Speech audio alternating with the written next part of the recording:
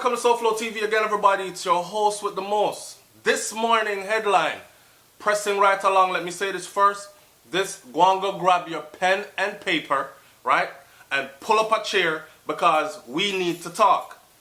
U.S., United States of America, criticizes Jamaica on corruption, extrajudicial killings, and stance on same-sex acts. That's the headline. This was sent to me by one of my subscribers via WhatsApp. If you're not following SouFLoTV on WhatsApp, go find me on WhatsApp and link me. That's the way most people get to talk to me in person or talk to me through voice notes on current events and so on and so forth, and link also for other business dealings, etc. Anyway, watch this. This to me I think is a bit much of the pot calling the kettle black, but we'll talk about that in a minute. Kingston, Jamaica. Listen carefully now. The U.S. State Department's annual Human Rights Report, released yesterday, has criticized, and mind you, this was printed Saturday, April 21st, 2018. Today is Sunday, April 22nd, 2018. So fresh news I'm giving you, like fresh cash, right? The U.S. United States Department of Annual Human Rights Report released yesterday has criticized Jamaica on government corruption, extrajudicial killings, and its stance, Jamaica's stance on same-sex activities, among other issues. The most significant human rights issues included numerous reports of arbitrary and other unlawful killing by government security forces, entrenched government corruption within some government agencies, violence amongst or against women, sexual assault, and incest committed against young girls by gang members, criminalization of same-sex sexual activity. Although these laws were not enforced during the year, the societal violence against lesbian, gay, bisexual, transgender, and intersex persons, LGBTI, this keeps getting longer, LGBTI, LGBTIQ, I don't know. The U.S. outlined in its country reports on human rights practice for 2017. I'm not done reading this, but I'm going to say something about this first before I go on. Now let me say something about this. Government corruption. We have been screaming that as Jamaicans for the longest. A lot of people are going to say, who is the U.S. to talk? But come on now. We have to take help where we can get help, right?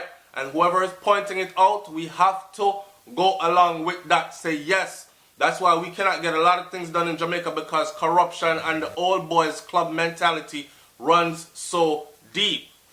Violence against women, definitely so. Jamaica has an undercurrent for that. Beat me if you want to, but it's just true. Here is one of my biggest ones.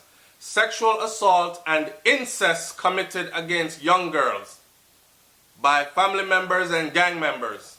Yes, which reminds me of, I was trying to think, the ratty dude would just get killed by police. I was thinking to myself about one of the girls that he killed who was on her way to her mom's house, right? Just graduated high school. I think she was like 17 or something. Nothing but one of these instances happened. Hey, girl, come here, bad man want you. This is real. Down in the community want girl and girl have to go. Girl not go, girl in fear or girl life. Girl get slapped away if nothing. You wondering why they kill her for?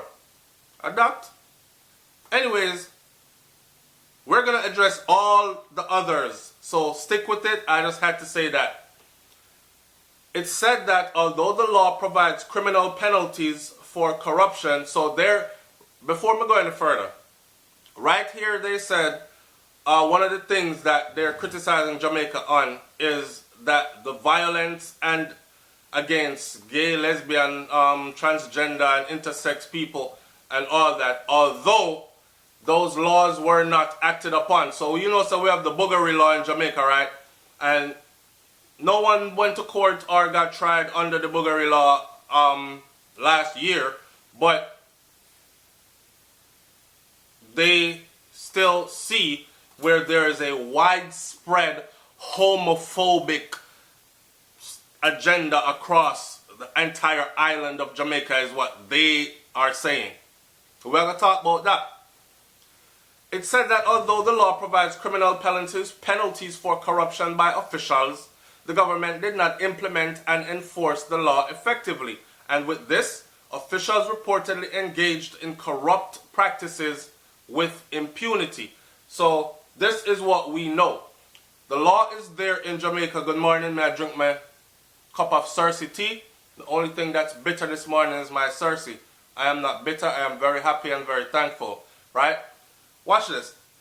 We already know that there are laws in place to stop corruption and put people in jail or prison and fine people accordingly to stop these things, right? But as we've always said, if you ask the average Jamaican, they'll tell you that if the head of the stream is dirty, then what do you expect for the rest of the stream? You can't clip on or clean the stream from down at the bottom or down at the middle. You have to start from up there so and come all the way down. But no one is cleaning it from the head. So we continue to have problems. This is well known. This is not nothing new, right? Some Jamaicans might be offended because it's coming from the U.S., but this part is true.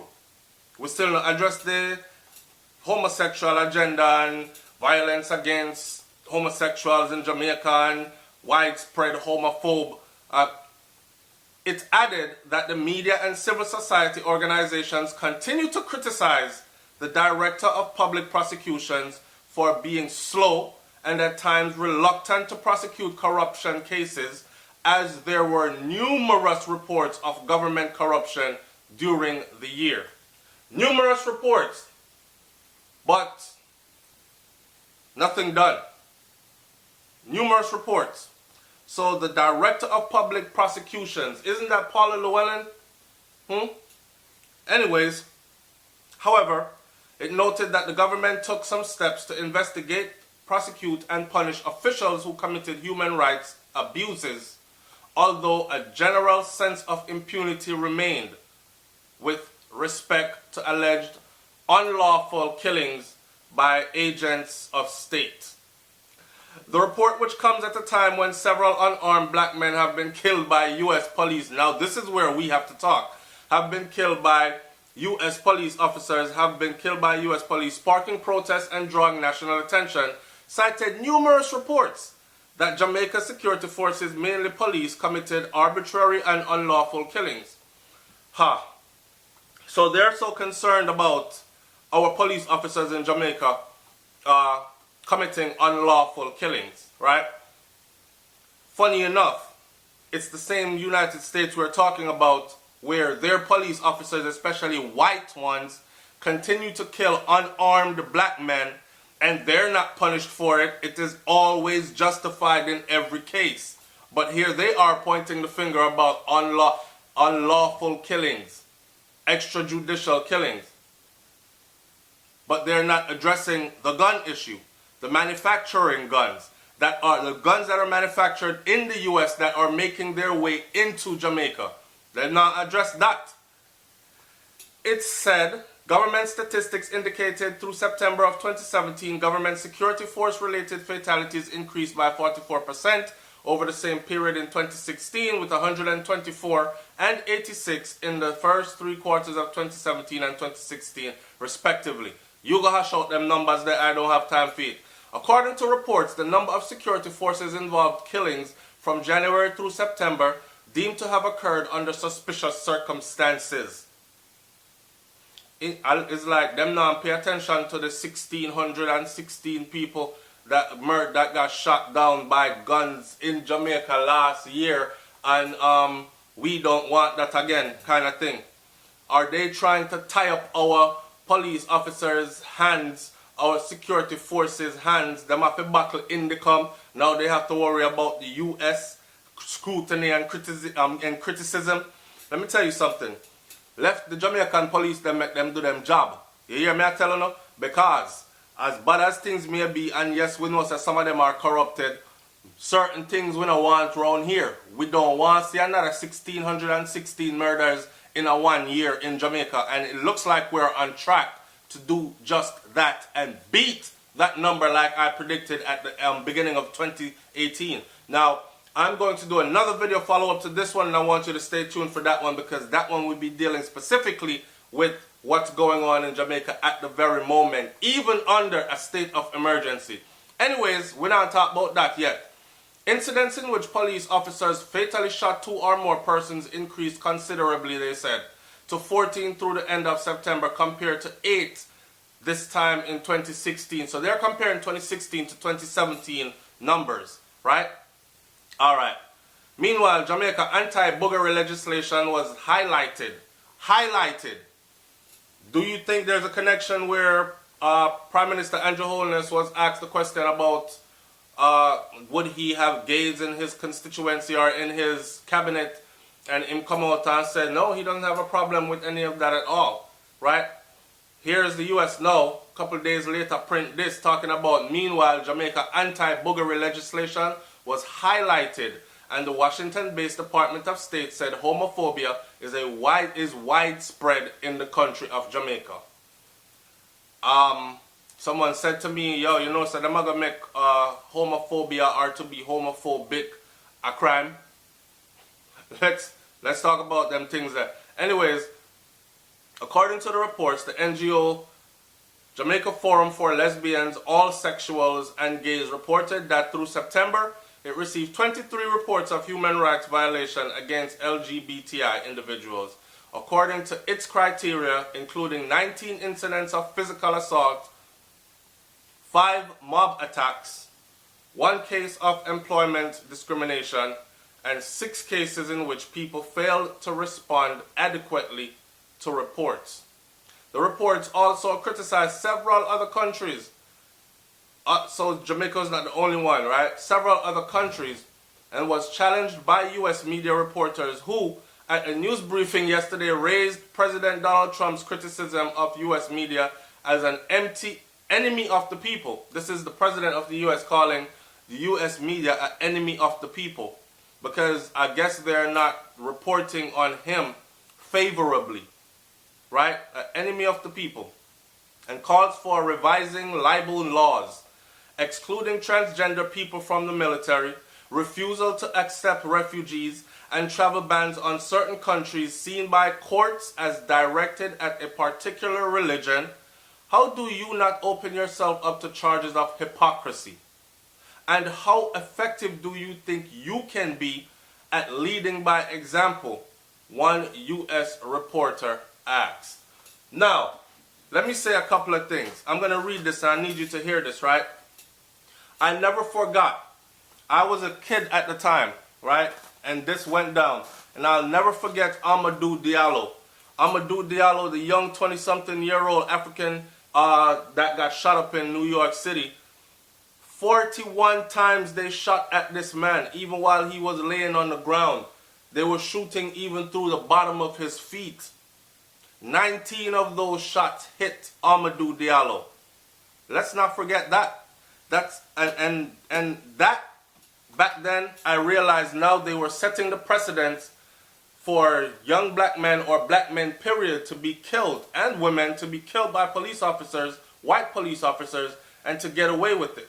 So I'm wondering how come the US have such long-reaching, them have enough time upon them hands then to go all the way over to Jamaica and criticize Jamaica on things like their stance on homosexuality and violence against women and extrajudicial killings and so on and so forth.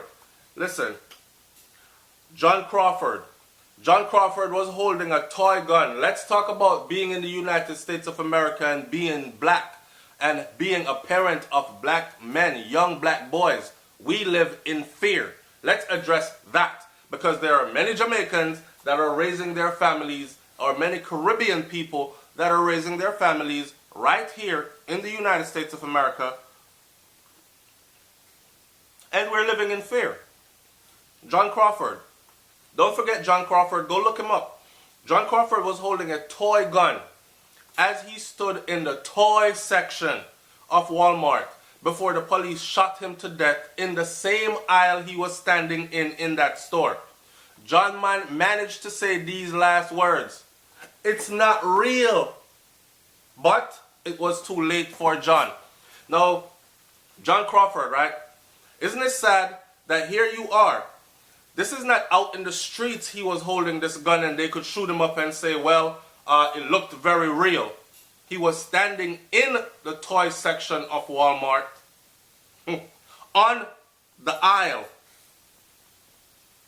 and he got shot to death. Talk about that. And what happened to those police officers?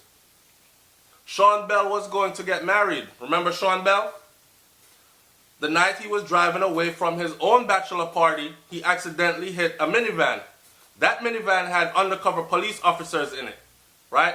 The undercover police officers, without warning, soon as their vehicle got hit, fired a total of 50 rounds. 50 rounds into the car with the unarmed men. A wounded Joseph turned to Sean and said, "I love you, son." Sean's reply was, "I love you too." Joseph and Trent survived, but their best friend Sean, who was supposed to be getting married, did not make it. Sean Bell. One of the witnesses in the Trayvon Martin case recalls speaking to Trayvon on the phone, and his last words were, "Why are you following me for?" That case is very famous, and so is the man that killed that young black man. He didn't go to prison. He didn't get anything. Michael Brown. Michael Brown died.